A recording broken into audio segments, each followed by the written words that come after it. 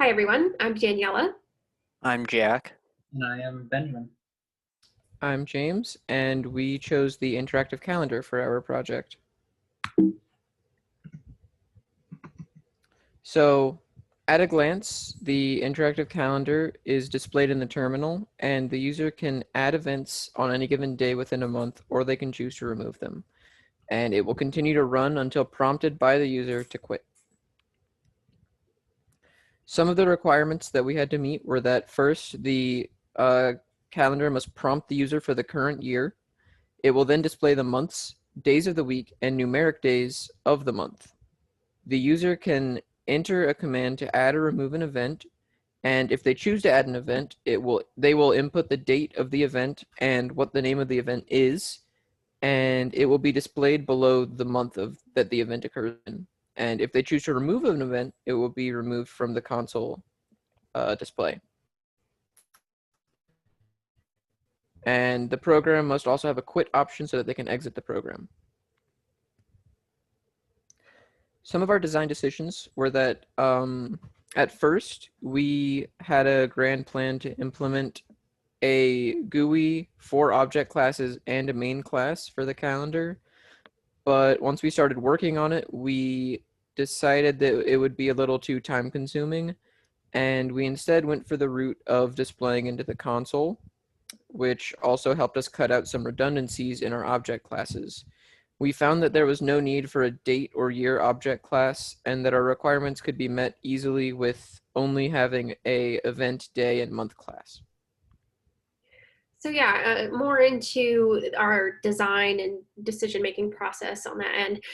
We decided to go with the extension suggested by the teaching staff, which for us was being able to add multiple events to a single day, which when we got into how we did it, it was simple because we had already stored our events as an array within our day class.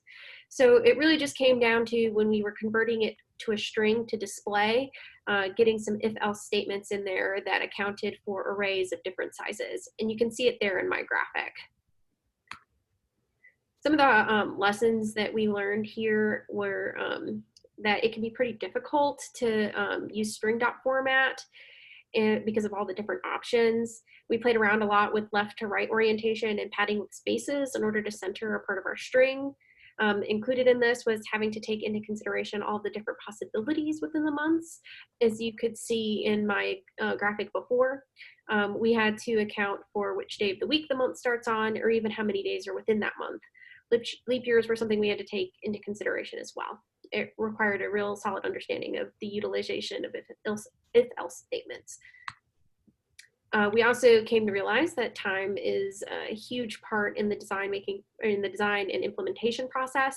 You can have, this was basically a case of biting off more than we could chew, and we learned at the end of it that it's best to start simple and then add more as you go if you find that you have the time. You can see in my graphic there, that was our original UML that clearly we cut down a lot by the time we finished this. Testing is always important in the software design process, and that was no different for us. Several times throughout the process, we realized that we had not tested every case, and that had led to errors. Event was our simplest object class, and that's reflected in its unit tests, which are very few and very straightforward. Day was kind of a standard of what you'd expect out of an object class, or what we have come to expect, and the test plan for it was probably the most akin to any of the other ones we've been doing this past year.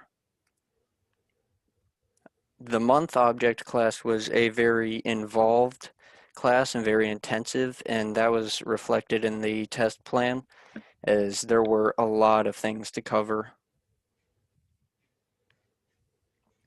Calendar had its own unit test plan or program, but the main focus of this class was the main method, and a lot of stuff went on in that method.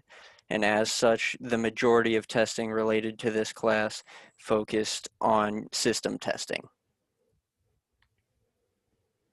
Alrighty, so now I'm going to show you a demo about our calendar. First things first, we got to run the calendar and input our year. Since we live in the year 2020, that's the year we're going to do. We're going to check and see, we're going to look at August, and we're going to decide that we want to add an event.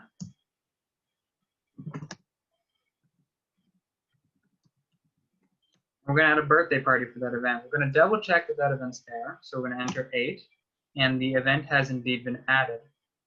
To show that we can add multiple events on one day, we're going to go ahead and add another event on day 8.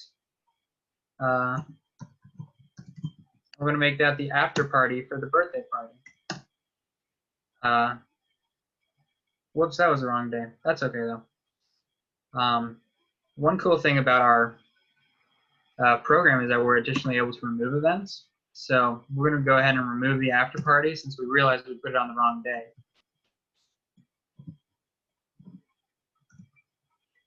Well, there you go. You see that that does not work.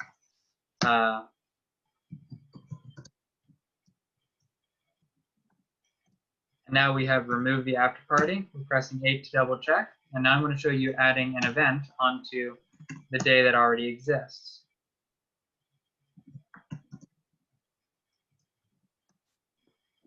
And we're going to double check that that worked. And there you go. You can see that we have now added 2 events on one day. We have added an additional event in the month and removed that event. Finally, we are able to exit the calendar.